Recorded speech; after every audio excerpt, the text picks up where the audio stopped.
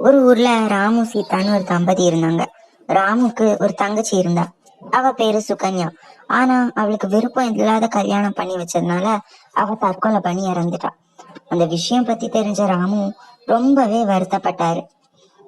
ஐயோ, என் உயிருக்கு உயிரா நினைச்ச அந்த தங்கச்சியே நான் கொன்னுட்டேனே.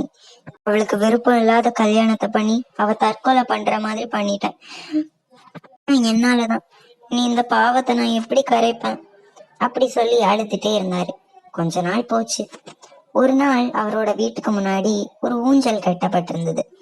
அத பார்த்து இந்த ஊஞ்சல் ஏதாவது சின்ன பசங்க கட்டியிருப்பாங்களா இருக்கும் அப்படின்னு சொல்லி வீட்டுக்கு போயிட்டாரு.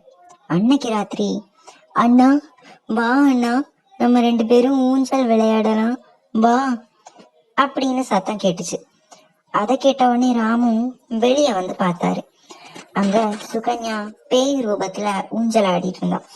அதை பார்த்து அவ பக்கத்துல போனாரு. அவரை பார்த்த உடனே அவ அங்க இருந்து மறைஞ்சிடுறா. ராமு ரொம்ப சோகமா வீட்டுக்கு போனாரு. நடந்த எல்லா விஷயத்தையும் சீதா கிட்ட ஒண்ணு விடாம சொன்னாரு. அதை கேட்ட உடனே சீதா ரொம்ப பயந்து போயிட்டா. அவ பங்குக்கு, ஐயோ சுகன்யா பேயா வந்துட்டாளா, அவளுக்கு பிடிக்காத கல்யாணத்தை பண்ணினதுனால நம்மளை கொல்ல போறாளோ என்னதோ அப்படின்னு சொல்லி பயந்துட்டு இருந்தா. அப்போ திரும்பவும் சத்தம் கேட்டுச்சு.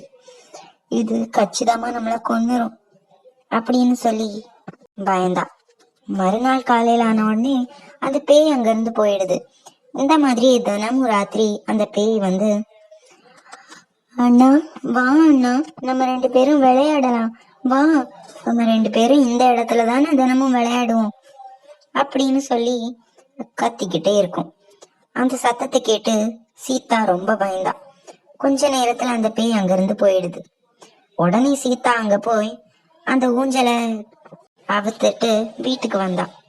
அத பார்த்த உடனே, நீ எதுக்காக அப்படி பண்ண? நான் பண்ணது நம்ம நல்லதுக்காக தான்.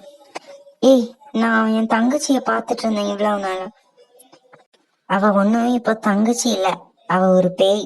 அது நம்மளை கொன்னுரும். சரி வாங்க படுக்கலாம் அப்படின்னு சொல்லி படுத்தாங்க.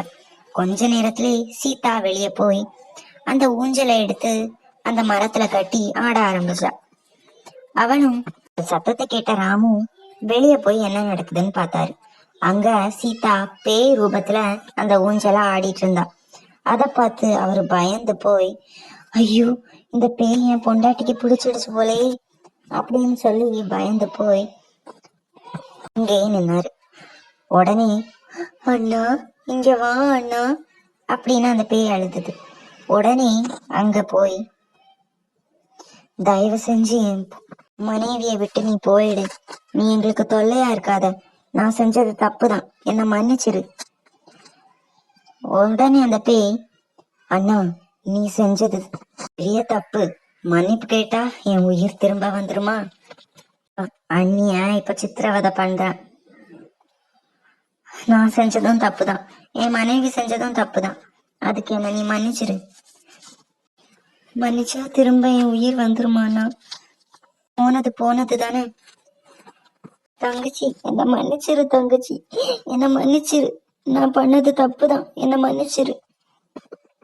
அதுக்கு அந்த பேய் உடனே, சரியண்ணா நான் மன்னிச்சிடுறேன், நான் அண்ணி உடம்ப விட்டுட்டு போயிடுறேன், ஆனா இனிமே எந்த பொண்ணுக்கும் இஷ்டம் இல்லாத கல்யாணத்தை பண்ணி வைக்காதீங்க அப்படின்னு சொல்லி சீதா உடம்புல இருந்து அந்த பேய் வெளியே வந்துச்சு. அது ராமா கிட்ட, அண்ணா நம்ம இனிமே பாத்துக்க கூடாது, அதனால இந்த ஊஞ்சலை எரிச்சிரு, என் ஆத்மாவும் அதோட சேர்ந்து எரிஞ்சு போயிடும் அப்படின்னு சொல்லி அந்த ஊஞ்சலை எரிக்க வச்சா. உடனே, ஐயோ உடம்பெல்லாம் எரியுதே எரியுதே அப்படின்னு சொல்லி அங்க இருந்து மறைஞ்சு போயிடுது. அவங்க 2 பேரும் ரொம்ப சோகமா அங்கேயே பார்த்துட்டு இருந்தாங்க. இந்த மாதிரிதான் விருப்பம் இல்லாத கல்யாணம் பண்ணா பெரிய விபரீதத்துல முடிஞ்சிடும்.